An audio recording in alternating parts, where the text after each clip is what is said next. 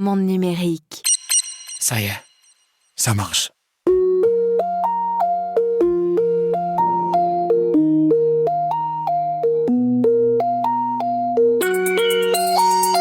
On a tous connu ce petit moment de panique quand on tapote frénétiquement sur ses poches en se demandant « Mais où sont mes clés ?»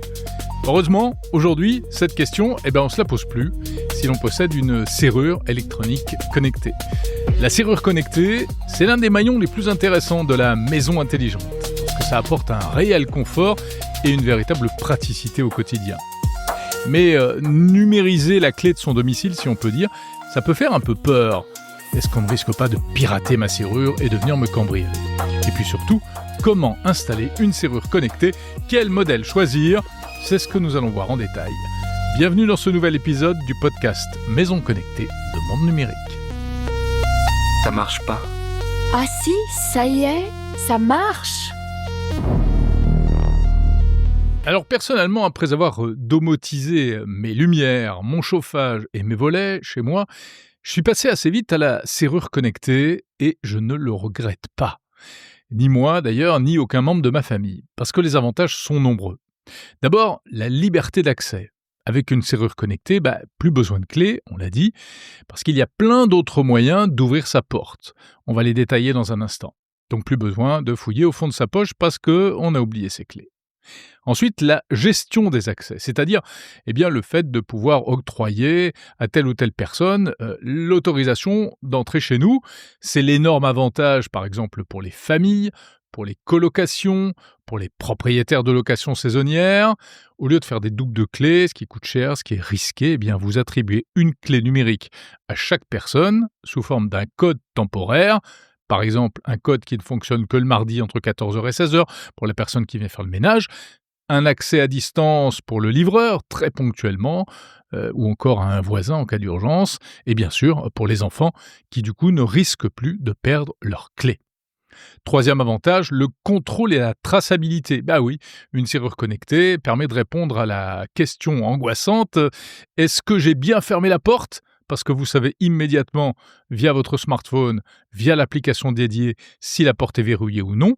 Et puis surtout, ça permet d'avoir un retour en temps réel ou après coup de qui a ouvert la porte, de l'extérieur. Alors oui, ça a un petit côté flicage, mais c'est le genre de choses qu'on apprécie vraiment, par exemple, quand on a des enfants. Ainsi, vous disposez d'un historique des entrées, des sorties, ça offre une vraie visibilité sur l'activité de votre domicile. Enfin, l'intégration domotique. Une serrure intelligente n'est pas isolée, elle peut communiquer avec le reste de la maison, notamment grâce à la technologie Matter. Vous pouvez créer des scénarios, par exemple en verrouillant la porte, vous déclenchez une routine, l'alarme s'active, les lumières s'éteignent, le chauffage baisse de 2 degrés, les volets se ferment, etc. La serrure devient quasiment un interrupteur domotique à part entière. La serrure connectée, comment ça marche ? Selon les configurations, il existe plusieurs manières d'interagir, c'est-à-dire d'ouvrir ou de fermer sa serrure une fois qu'elle est devenue intelligente. Premier cas de figure, avec un code. Un code numérique, c'est le plus courant, c'est universel, donc un digicode qui se trouve soit sur la serrure elle-même, soit dans un petit boîtier que l'on fixe au mur. Un code 6 à 8 chiffres, plus vous mettez de chiffres, plus c'est sécurisé. C'est la solution la moins chère et la plus robuste. Pas besoin de smartphone, pas de problème de compatibilité.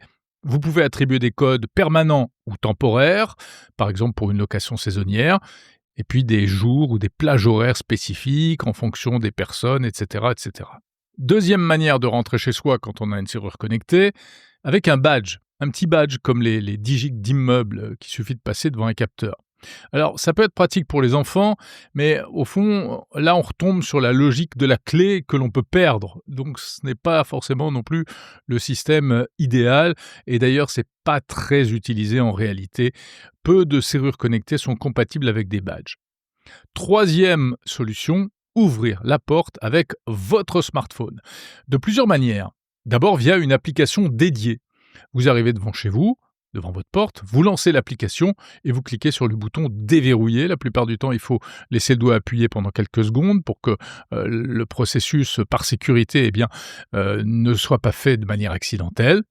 Alors, soit vous pouvez le faire à proximité quand vous êtes devant chez vous, ça fonctionne avec une connexion Bluetooth, soit vous pouvez également, avec votre smartphone, déverrouiller votre porte d'entrée à distance.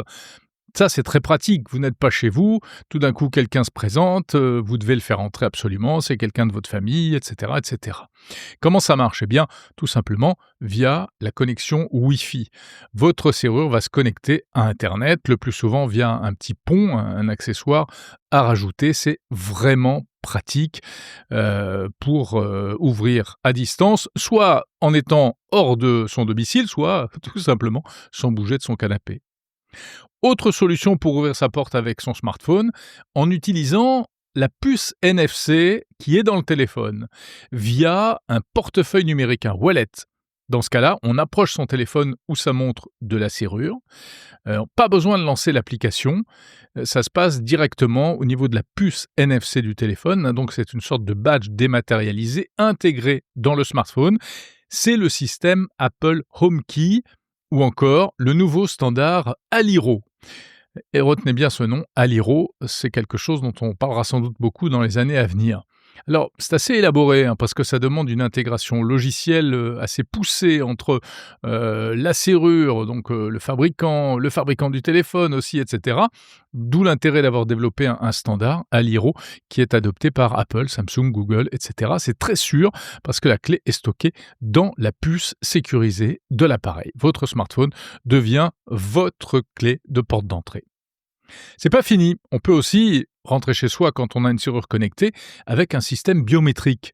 Alors, ça peut être l'empreinte digitale, par exemple. On pose le doigt sur un capteur, sur un boîtier ou sur la serrure elle-même pour certains modèles. Il suffit d'enregistrer à l'avance chaque utilisateur.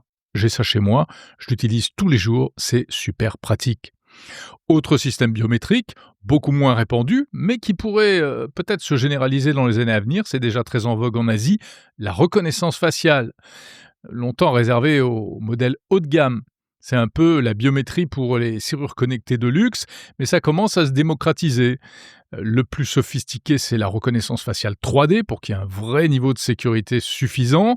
La serrure vous identifie, ou plutôt une petite caméra à l'intérieur ou dans un boîtier déporté, en projetant des milliers de points sur le visage pour créer une carte 3D. C'est comme quand on déverrouille son smartphone avec son visage.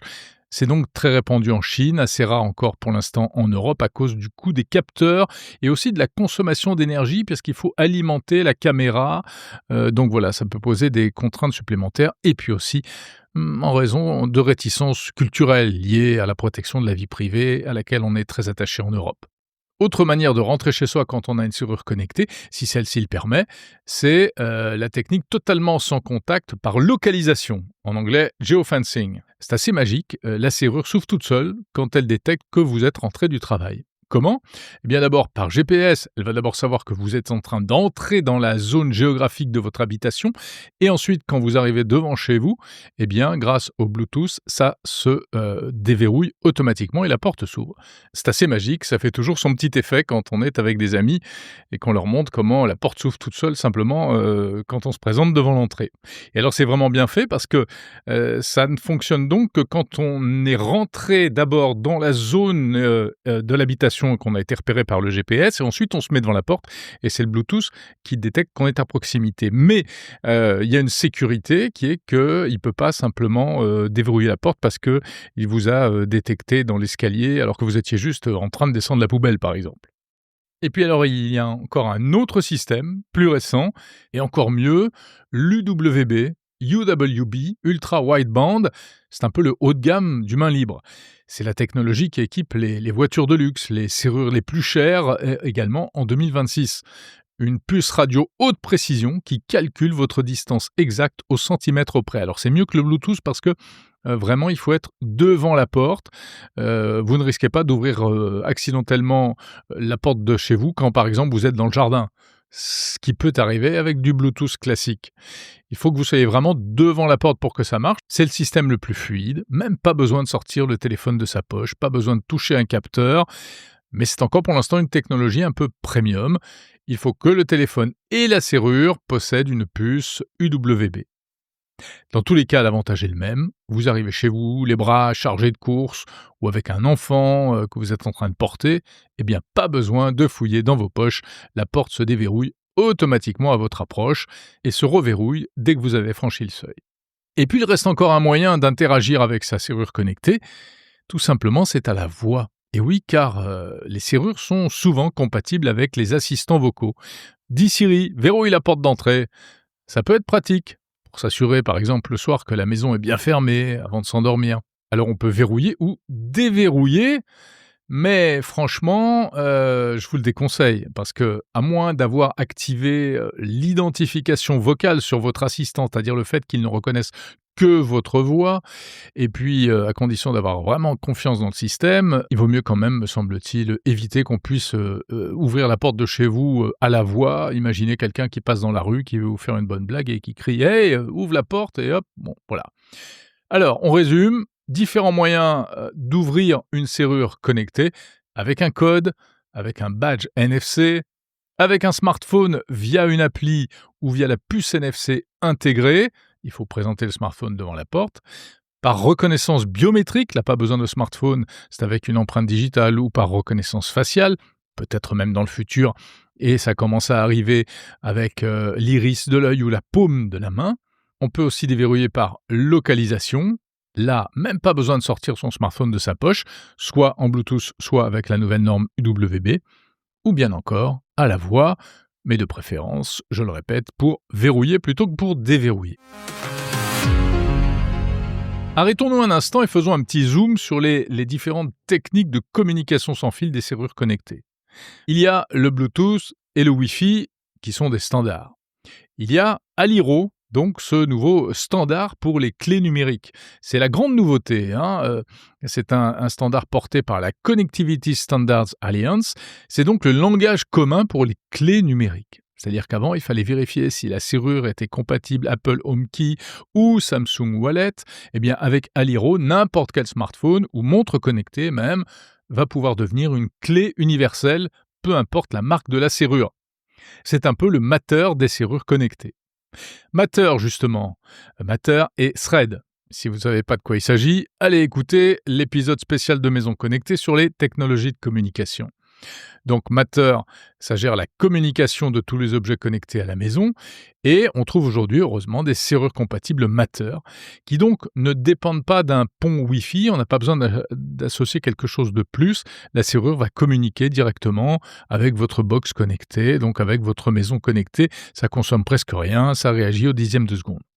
Et puis encore un mot donc de ces technologies, j'en reparle, le Ultra Wideband, UWB.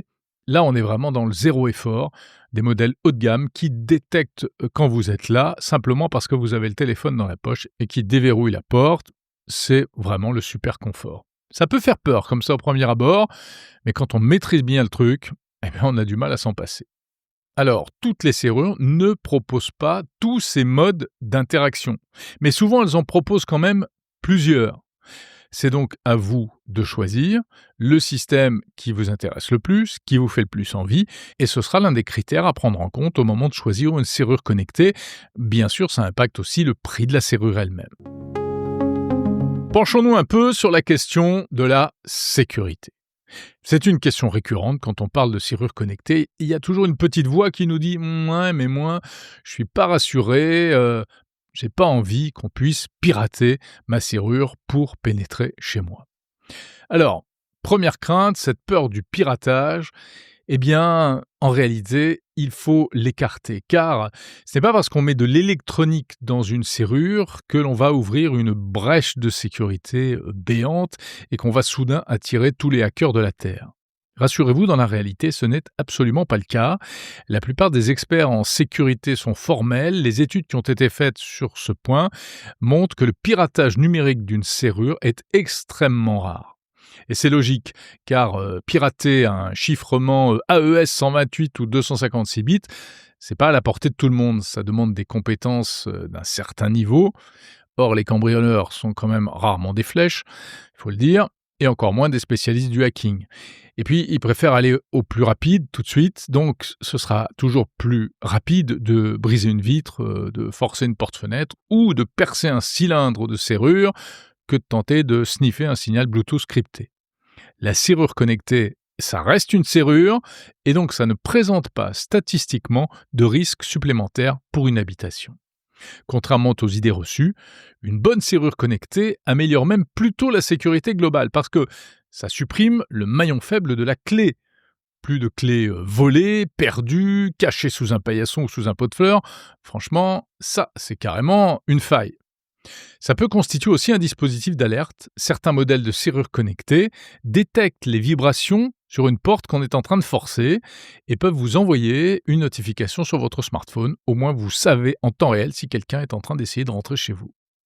Enfin, ça apporte une nouvelle sécurité, c'est celle du verrouillage automatique.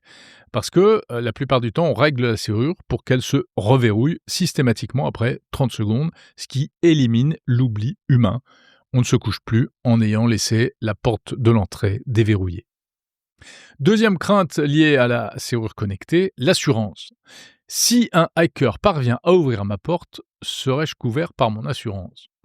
Eh bien, en France, la réponse est oui, à condition d'installer une serrure bénéficiant du label A2P. Encore une fois, une serrure connectée, c'est d'abord une serrure, et ce label garantit qu'elle est conforme aux exigences de sécurité. Alors attention, en revanche, si vous installez un système non européen qui ne répond pas à ce label A2P, dans ce cas-là, votre assureur pourrait tiquer. Troisième crainte, les risques de panne.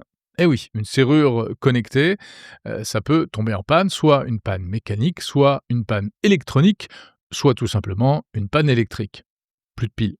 Alors, on va voir les 3 points séparément. Pour ce qui est de la mécanique, bah oui, comme une serrure classique, ça peut se gripper, ça peut s'abîmer, mais pas plus ni moins. Dans ce cas-là, s'il y a un problème, il faut faire appel à un serrurier, mais franchement, ça n'arrive pas tous les jours. Pour ce qui est de l'électronique, oui, là encore, ça peut tomber en panne ou des problèmes de configuration, etc. Mais la plupart des serrures connectées restent des serrures classiques que l'on peut ouvrir de l'intérieur ou de l'extérieur, par exemple avec un bouton à l'intérieur ou avec une clé physique de l'extérieur. Et d'ailleurs, on ne voit même pas que c'est une serrure connectée. Donc, par sécurité, comme avec une serrure classique, il suffit de garder une clé de côté, vous la confiez à un ami, à un gardien, ou vous la gardez tout simplement en permanence au fond de votre sac. Enfin, pour ce qui est de l'alimentation électrique, oui, une serrure connectée, il faut la recharger régulièrement, elle se décharge, mais attention, ce sont des batteries qui durent des mois. Et la plupart du temps, vous recevez une notification qui vous alerte lorsque la batterie est un peu faible, et alors vous avez largement le temps de la recharger. Bon, il faut juste pas oublier et négliger les alertes pendant des mois. Effectivement, il faut éviter de se retrouver dans la configuration où 1. Vous n'avez plus de batterie, 2. Vous êtes à l'extérieur, et 3. Vous n'avez pas de clé pour ouvrir de l'extérieur. Enfin, dernière crainte, le casse-tête de l'installation. Ah, ça c'est vrai que c'est pas négligeable. Remplacer une serrure traditionnelle par une serrure connectée, ce n'est pas toujours simple. On va en parler maintenant. Comment choisir et installer une serrure connectée ? Là, on va rentrer dans le dur, on va se transformer un peu en serrurier et on va parler du choix des différentes options. D'abord, comment fonctionne une serrure connectée ? Mécaniquement. Eh bien, pour les serrures qu'on installe sur des portes traditionnelles, il s'agit en général d'un appareil rond, rectangulaire, qui vient se fixer à l'intérieur, directement en regard du barillet de la serrure et qui va faire tourner le barillet, comme le ferait une clé. C'est un petit moteur électrique que l'on va actionner à distance ou par tous les moyens qu'on a évoqués précédemment. Alors, dans 90% des cas, une serrure connectée ne remplace pas le cylindre de votre serrure traditionnelle. Elle vient se greffer dessus, côté intérieur, bien sûr, et elle va agir comme une main qui tourne la clé. C'est-à-dire que le cylindre reste le cœur mécanique et la serrure connectée apporte le moteur et l'intelligence. Quelques modèles de serrures connectées remplacent quand même complètement le cylindre. Là, c'est un bloc complet, cylindre, électronique, moteur et plus du tout de clé. L'avantage, c'est une intégration parfaite.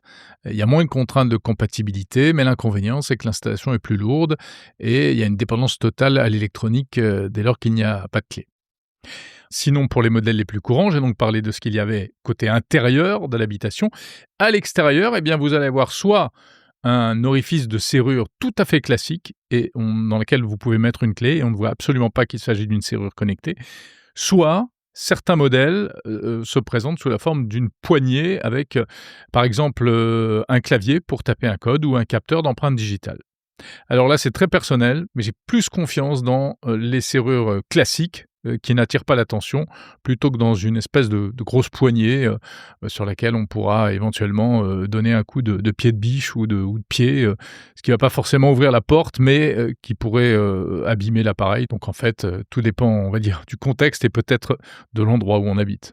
Enfin, il y a parfois, pour que ça fonctionne bien, un boîtier déporté, un pont Wi-Fi, qui va assurer la connexion à Internet. Ça, c'est pour la commande à distance. C'est optionnel. La serrure communique avec le pont et le pont communique avec l'extérieur, avec Internet, via le Wi-Fi de votre box. Alors, on est soumis aux éventuels problèmes de Wi-Fi et d'Internet. S'il n'y a plus d'Internet, vous ne pourrez pas ouvrir votre serrure à distance, je le précise, car ce n'est que l'un des moyens de déverrouiller votre serrure. Certaines serrures compatibles Matter, elles, communiquent directement avec la box domotique, donc pas besoin de passerelle, pas besoin de ce petit pont supplémentaire.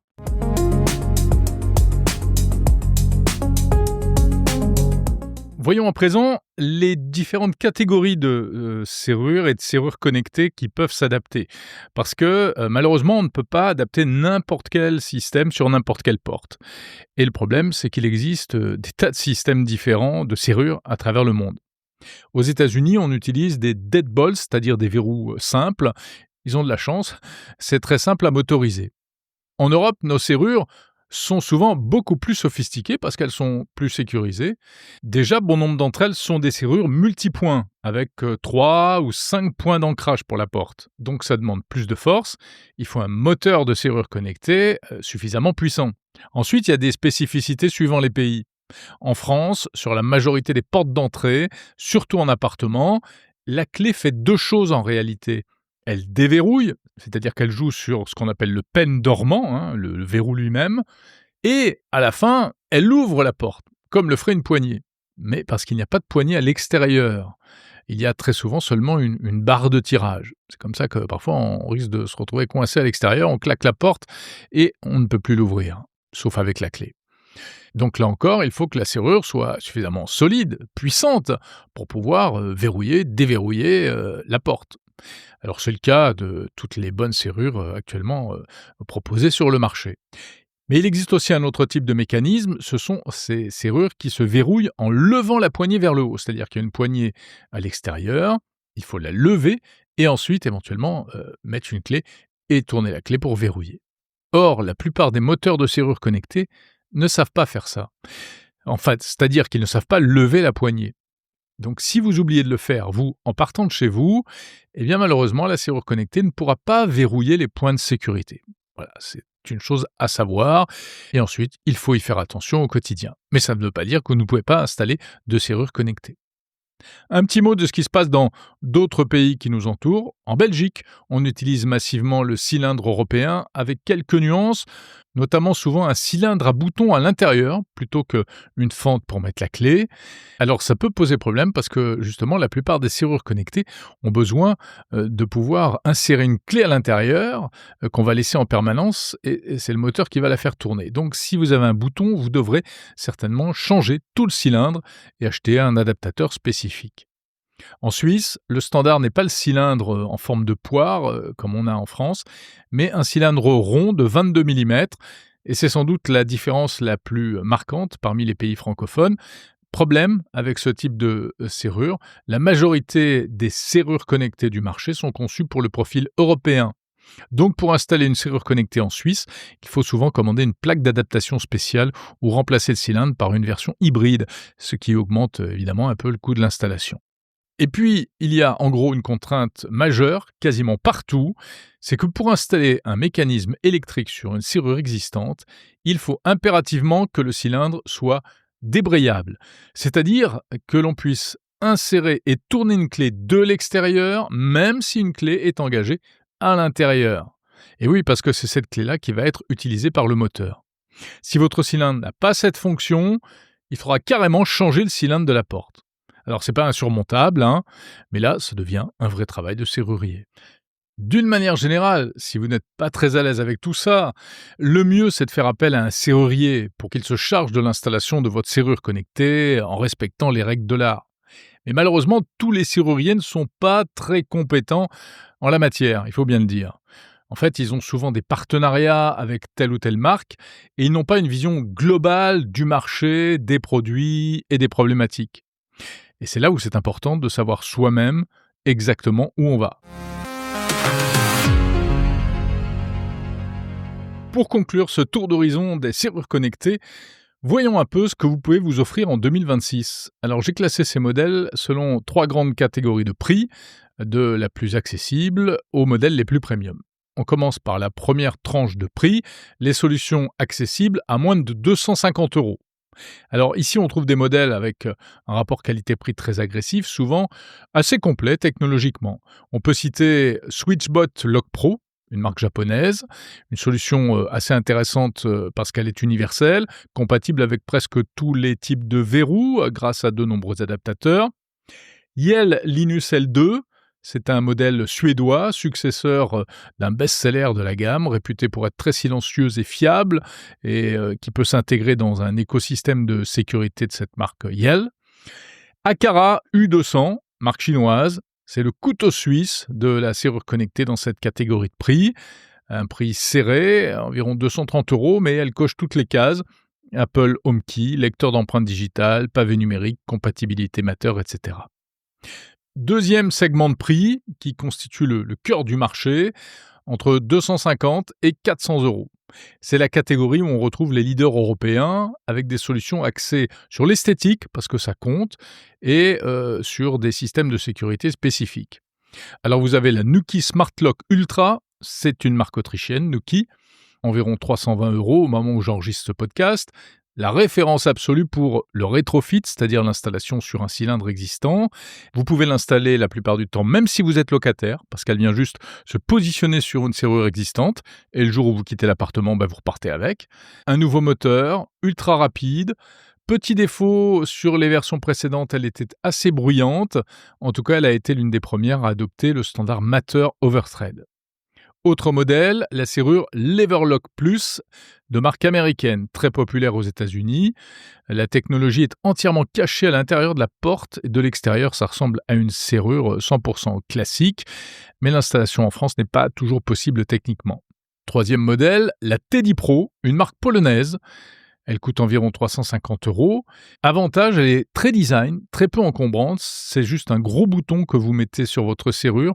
Vu de l'intérieur, ça ne prend vraiment pas beaucoup de place. Elle est assez silencieuse.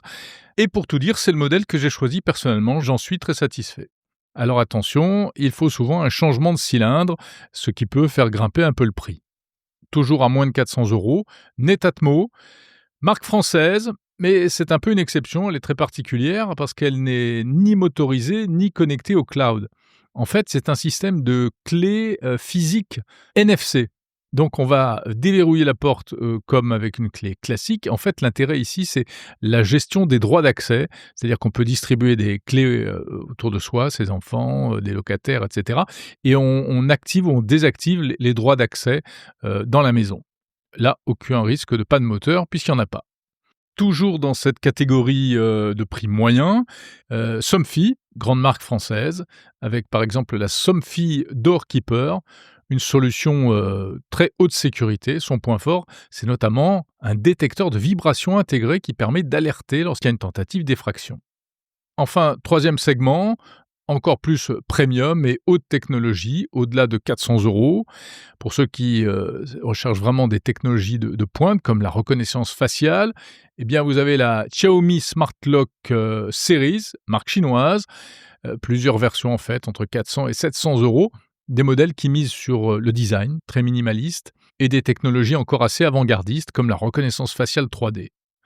Et puis il y a des marques américaines, bien sûr, Schlage, August, très connues aux États-Unis. Le problème, c'est quand on les importe en France, évidemment, elles coûtent un peu plus cher et elles ne s'adaptent pas forcément sur toutes les portes. Alors attention, par rapport au prix que je viens d'annoncer, il faut souvent ajouter bien le prix des accessoires, par exemple un clavier extérieur entre 60 et 100 euros, parfois un nouveau cylindre débrayable pour votre serrure entre 50 et 120 euros, peut-être plus si vous faites appel à un serrurier, des clés NFC supplémentaires si vous en voulez et éventuellement un bridge pour faire la connexion avec le Wi-Fi. Si la serrure n'est pas compatible Matter, il faut compter environ 80 euros.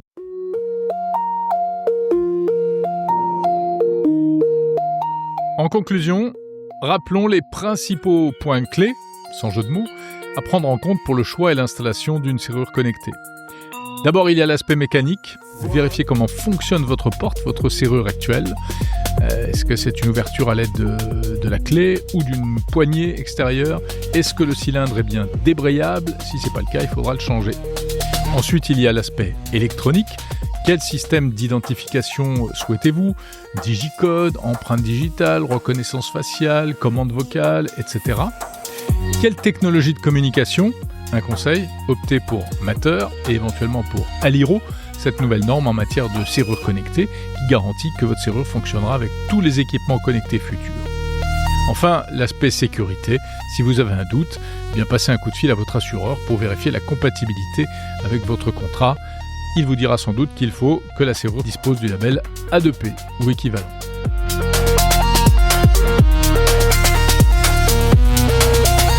Voilà, je vous souhaite de faire le bon choix et surtout de profiter de cette technologie de la serrure connectée qui apporte un véritable confort au quotidien. Merci d'avoir écouté cet épisode de Maison Connectée. Pour en savoir plus sur la domotique, retrouvez les autres épisodes de ce podcast, passés et à venir. Abonnez-vous et invitez vos amis à en faire autant. Salut!